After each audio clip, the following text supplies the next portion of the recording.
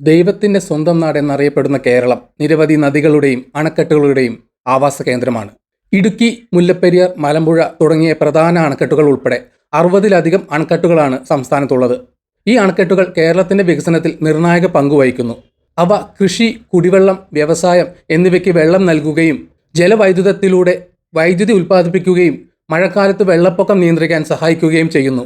ഉദാഹരണത്തിന്, ഏഷ്യയിലെ ഏറ്റവും വലിയ ആർച്ച് ഡാമുകളിൽ ഒന്നായ ഇടുക്കി ഡാം സംസ്ഥാനത്തിൻ്റെ പ്രധാന ഊർജ്ജ സ്രോതസ്സാണ്. ഇപ്പോൾ ഈ ഡാമുകളെല്ലാം ഒരേ സമയം തകരുന്ന ഒരു സാഹചര്യം സങ്കല്പിക്കുക. ഇത് വളരെ അസംഭവ്യവും പൂർണ്ണമായും സാങ്കല്പികവുമാണെങ്കിലും ദുരന്ത തയ്യാറെടുപ്പിൻ്റെ പ്രാധാന്യത്തെക്കുറിച്ച് ചിന്തിക്കാൻ ഇത് നമ്മെ സഹായിക്കുന്നു. പെട്ടെന്ന് വലിയ അളവിൽ വെള്ളം തുറന്നുവിടുന്നത് നദികളെ വെള്ളപ്പൊക്കത്തിലാക്കുകയും വീടുകൾ നശിപ്പിക്കുകയും നഗരങ്ങൾക്കും ഗ്രാമങ്ങൾക്കും കേടുപാടുകൾ വരുത്തുകയും ചെയ്യും. ദശലക്ഷക്കണക്കിന് ആളുകളുടെ ജീവൻ അപകടത്തിലാകുകയും കേരളത്തിൻ്റെ പ്രകൃതി സൗന്ദര്യത്തിനും വന്യജീവികൾക്കും ഗുരുതരമായ നാശനഷ്ടങ്ങൾ സംഭവിക്കുകയും ചെയ്യും.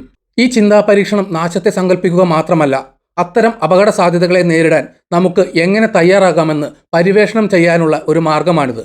സാമൂഹികവും പാരിസ്ഥിതികവും സാമ്പത്തികവുമായ പ്രത്യാഘാതങ്ങൾ വിശകലനം ചെയ്യുന്നതിലൂടെ അണക്കെട്ടുകൾ പരിപാലിക്കുന്നതിൻ്റെയും അടിയന്തര സാഹചര്യങ്ങൾക്കുള്ള ആസൂത്രണത്തിൻ്റെയും പ്രാധാന്യം നമുക്ക് മനസ്സിലാക്കാൻ കഴിയും.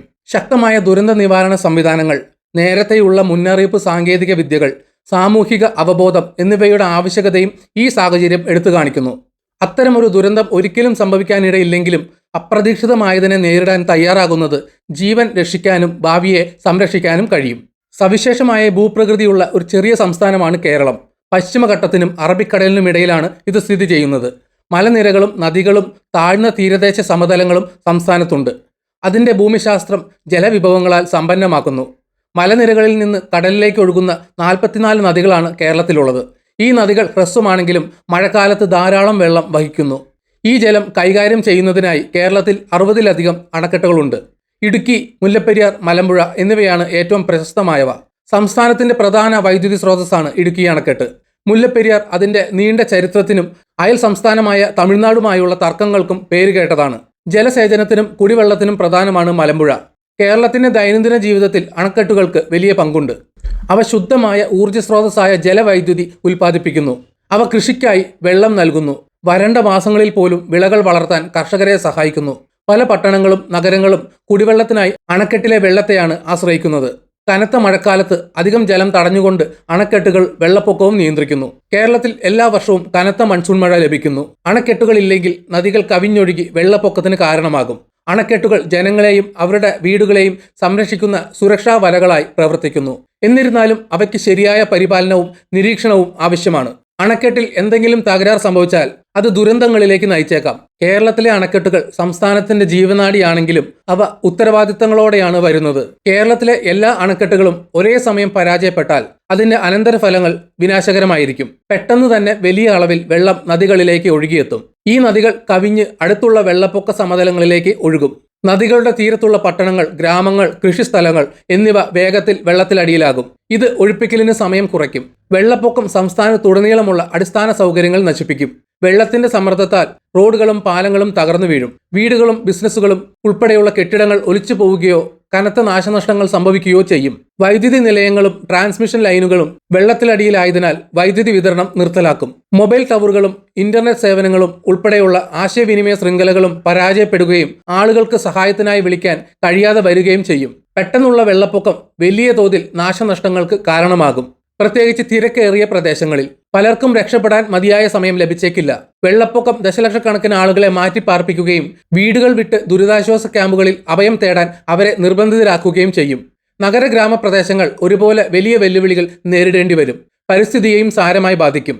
വെള്ളപ്പൊക്കം വനങ്ങളെയും കൃഷിയിടങ്ങളെയും തണ്ണീർത്തടങ്ങളെയും നശിപ്പിക്കും. മൃഗങ്ങൾക്ക് അവയുടെ ആവാസ വ്യവസ്ഥ നഷ്ടപ്പെടുകയും അത് ജൈവ വൈവിധ്യത്തിന്റെ തകർച്ചയിലേക്ക് നയിക്കുകയും ചെയ്യും. മണ്ണൊലിപ്പ് ഭൂമിയുടെ ഫലഭൂയിഷ്ഠതയെ ഇല്ലാതാക്കും.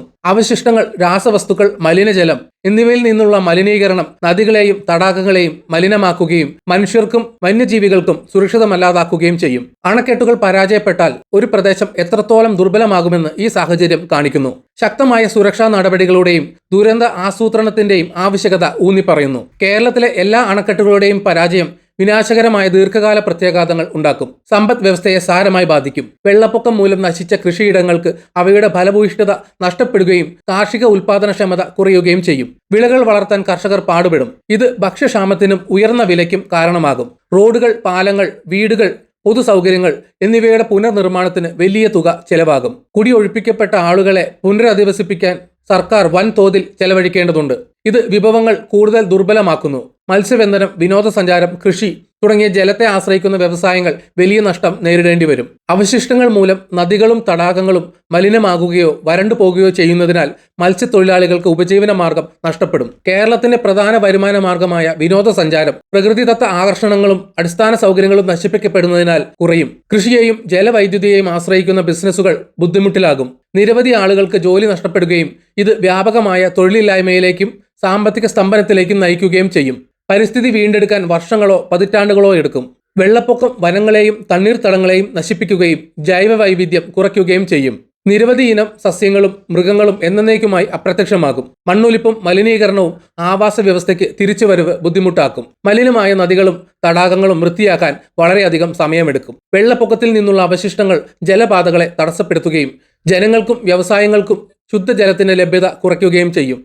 ഈ ദീർഘകാല പ്രത്യാഘാതങ്ങൾ അണക്കെട്ടുകൾ പരിപാലിക്കുന്നതിൻ്റെയും ജീവൻ, ഉപജീവന മാർഗം, പരിസ്ഥിതി എന്നിവ സംരക്ഷിക്കുന്നതിനായി ദുരന്തങ്ങൾക്ക് തയ്യാറെടുക്കുന്നതിൻ്റെയും പ്രാധാന്യം എടുത്തു കാണിക്കുന്നു. സജീവമായി പ്രവർത്തിച്ചാൽ അത്തരമൊരു പ്രതിസന്ധി തടയാനും കേരളത്തിന്റെ ഭാവി സുരക്ഷിതമാക്കാനും കഴിയും. ദുരന്തങ്ങൾ കൈകാര്യം ചെയ്യുന്നതിനുള്ള സംവിധാനങ്ങൾ കേരളത്തിലുണ്ടെങ്കിലും അണക്കെട്ട് തകരാറുകൾ പോലെയുള്ള അങ്ങേയറ്റത്തെ സാഹചര്യങ്ങളെ നേരിടാൻ മെച്ചപ്പെടുത്തലുകൾ ആവശ്യമാണ്. ദുരന്തങ്ങൾ ആസൂത്രണം ചെയ്യുന്നതിലും പ്രതികരിക്കുന്നതിലും കേരള സംസ്ഥാന ദുരന്ത നിവാരണ അതോറിറ്റി ഒരു പ്രധാന പങ്ക് വഹിക്കുന്നു. നേരത്തെയുള്ള മുന്നറിയിപ്പുകൾ, രക്ഷാപ്രവർത്തനങ്ങൾ, ദുരിതാശ്വാസ പ്രവർത്തനങ്ങൾ എന്നിവയിൽ ഇത് പ്രവർത്തിക്കുന്നു.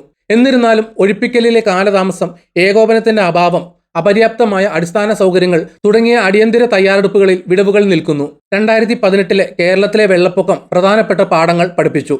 കനത്ത മഴയും അണക്കെട്ടുകൾ തുറന്നുവിടുന്നതും വ്യാപകമായ വെള്ളപ്പൊക്കത്തിന് കാരണമായി. ഇത് അണക്കെട്ട് സുരക്ഷയിലെയും ജല മാനേജ്മെന്റിലെയും പ്രശ്നങ്ങൾ ഉയർത്തിക്കാട്ടുന്നു. വെള്ളപ്പൊക്കം മെച്ചപ്പെട്ട പ്രവചന ഉപകരണങ്ങളുടെ ആവശ്യകത കാണിച്ചു. പ്രവചനാത്മക വിശകലനവും നേരത്തെയുള്ള മുന്നറിയിപ്പ് സംവിധാനങ്ങളും പോലുള്ള നൂതന സാങ്കേതിക വിദ്യകൾ അപകട സാധ്യതകൾ നേരത്തെ തിരിച്ചറിയാനും ജീവൻ രക്ഷിക്കാനും സഹായിക്കും. അണക്കെട്ടിന്റെ അടിസ്ഥാന സൗകര്യങ്ങൾ ശക്തിപ്പെടുത്തേണ്ടത് പ്രധാനമാണ്. പ്രശ്നങ്ങൾ വഷളാകുന്നതിന് മുമ്പ് കണ്ടെത്തുന്നതിനും പരിഹരിക്കുന്നതിനുമായി പതിവ് പരിശോധനകൾക്കും അറ്റകുറ്റപ്പണികൾക്കും മുൻഗണന നൽകണം.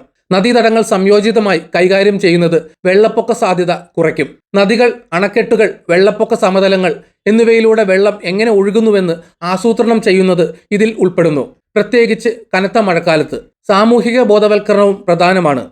നദികൾക്കും അണക്കെട്ടുകൾക്കും സമീപം താമസിക്കുന്ന ആളുകൾ വെള്ളപ്പൊക്ക അപകടങ്ങളെക്കുറിച്ചും ഒഴിപ്പിക്കൽ പദ്ധതികളെക്കുറിച്ചും അറിയേണ്ടതുണ്ട്.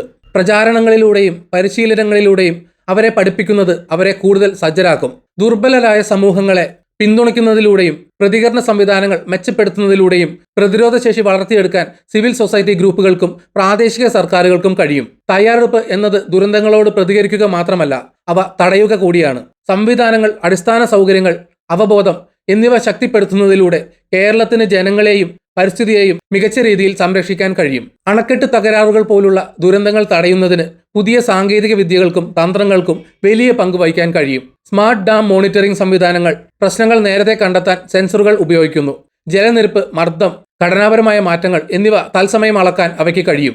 ആർട്ടിഫിഷ്യൽ ഇന്റലിജൻസിന് ഈ ഡാറ്റ വിശകലനം ചെയ്യാനും അപകട സാധ്യതകൾ പ്രവചിക്കാനും കഴിയും. ഇത് നടപടിയെടുക്കാൻ മതിയായ സമയം നൽകുന്നു. ഡ്രോണുകളും GIS മാപ്പിംഗും ഉപയോഗപ്രദമാണ്. ഡ്രോണുകൾക്ക് എത്തിച്ചേരാൻ പ്രയാസമുള്ള പ്രദേശങ്ങൾ നിരീക്ഷിക്കാൻ കഴിയും. അതേസമയം GIS മാപ്പിംഗ് വെള്ളപ്പൊക്ക സാധ്യതയുള്ള മേഖലകളുടെ വ്യക്തമായ ചിത്രം നൽകുന്നു. വെള്ളപ്പൊക്കം നന്നായി കൈകാര്യം ചെയ്യാനും സുരക്ഷ ഉറപ്പാക്കാനും അവയ്ക്ക് ഒരുമിച്ച് സഹായിക്കാനാകും. മറ്റു രാജ്യങ്ങളെ നോക്കുന്നത് വിലപ്പെട്ട പാഠങ്ങൾ നൽകും. ജപ്പാൻ, നെതർലാൻഡ്സ് തുടങ്ങിയ രാജ്യങ്ങൾക്ക് ജല മാനേജ്മെന്റിനും അണക്കെട്ട് സുരക്ഷയ്ക്കുമായി നൂതന സംവിധാനങ്ങളുണ്ട്. ജപ്പാൻ ഭൂകമ്പത്തെ പ്രതിരോധിക്കുന്ന ഡാമുകളും നൂതന മുന്നറിയിപ്പ് സംവിധാനങ്ങളും ഉപയോഗിക്കുമ്പോൾ നെതർലാൻഡ്സ് വെള്ളപ്പൊക്ക പ്രതിരോധത്തിൽ ശ്രദ്ധ കേന്ദ്രീകരിക്കുന്നു. കേരളത്തിന് ഈ സമീപനങ്ങൾ പഠിക്കാനും അവയെ അതിന്റെ അതുല്യമായ ഭൂമിശാസ്ത്രത്തിനും ആവശ്യങ്ങൾക്കും അനുസൃതമായി മാറ്റാനും കഴിയും. ഉദാഹരണത്തിന്, ആഗോള രീതികളെ പ്രാദേശിക അറിവുമായി സംയോജിപ്പിക്കുന്നത് ഫലപ്രദമായ ദുരന്ത നിവാരണ പദ്ധതികൾ സൃഷ്ടിക്കും. ഭാവിയിലേക്കുള്ള പ്രതിരോധശേഷി കെട്ടിപ്പടുക്കുക എന്നത് നിർണായകമാണ്. ശക്തമായ അണക്കെട്ടുകളും മെച്ചപ്പെട്ട ഡ്രെയിനേജ് സംവിധാനങ്ങളും പോലുള്ള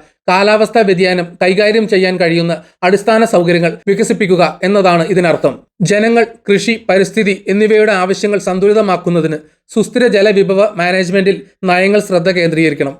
മഴവെള്ള സംഭരണവും വനനശീകരണവും പ്രോത്സാഹിപ്പിക്കുന്നത് അണക്കെട്ടുകളിലെ സമ്മർദ്ദം കുറയ്ക്കുകയും ചെയ്യും. സാങ്കേതികവിദ്യയിൽ നിക്ഷേപം നടത്തുന്നതിലൂടെയും മറ്റുള്ളവരിൽ നിന്ന് പഠിക്കുന്നതിലൂടെയും ഭാവിയിലേക്കുള്ള ആസൂത്രണത്തിലൂടെയും അപകട സാധ്യതകൾ കുറയ്ക്കാനും സുരക്ഷിതവും കൂടുതൽ സുസ്ഥിരവുമായ ഒരു സംസ്ഥാനം കെട്ടിപ്പടുക്കാനും കേരളത്തിന് കഴിയും. കേരളത്തിലെ എല്ലാ അണക്കെട്ടുകളും ഒരേ സമയം പൊട്ടിത്തെറിക്കുക എന്ന ആശയം ഭയപ്പെടുത്തുന്ന ഒരു ചിന്തയാണ്.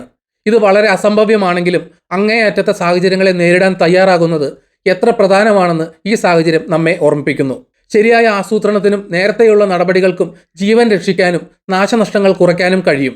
ദുരന്തങ്ങൾ തടയുന്നതിന് ഗവൺമെന്റുകളും സിവിൽ സമൂഹവും സാങ്കേതികവിദ്യയും ഒരുമിച്ച് പ്രവർത്തിക്കണം.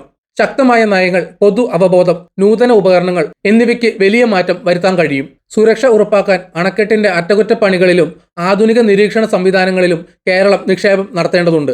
നേരത്തെയുള്ള മുന്നറിയിപ്പുകളും മെച്ചപ്പെട്ട വെള്ളപ്പൊക്ക നിയന്ത്രണവും ഉൾപ്പെടെയുള്ള സംയോജിത ദുരന്ത നിവാരണമാണ് നിർണായകം.